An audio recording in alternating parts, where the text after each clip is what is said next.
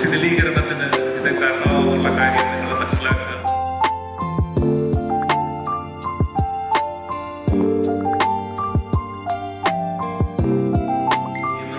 അതെല്ലാം നമ്മുടെ പത്രത്തിൽ വായിച്ചു കേൾക്കുന്നുണ്ട്. പല സംഘടനകളും ഒരുപാട് പ്രവർത്തനങ്ങൾ.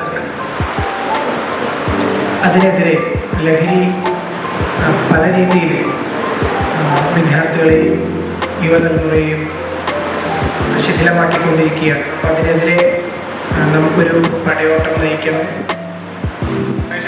ഗജരാജന്മാരെ, ശേഷം കുതിരപ്പടകളെ,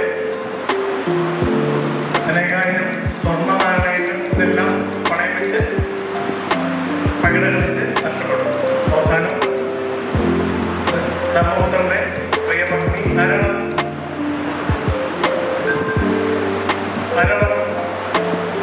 പഞ്ചപാണ്ഡവന്മാരുടെ മുതിർന്ന ആളുടെ പേരല്ലേ? മൂത്താളുടെ പേരല്ലേ ധർമ്മപുത്രൻ? ധർമ്മപുത്രന്റെ പത്നിയുടെ പേരെന്താണ്? പാഞ്ചാലി അല്ലേ?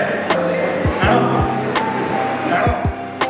അല്ലെങ്കിൽ പഠനം നമ്മുടെ ലക്ഷ്യത്തിലെത്തിത്തരാൻ ഇത്തരം ലഹരികളെ നമ്മൾ ഉപേക്ഷിക്കണം. ജീവിതം തന്നെ ലഹരിയാക്കുക. എല്ലാവർക്കും എക്സൈസ് ഡിപ്പാർട്ട്മെന്റിന്റെയും ഈ മുക്തി മിഷന്റെയും എല്ലാവിധ ആശംസകളും. നന്ദി, നമസ്കാരം.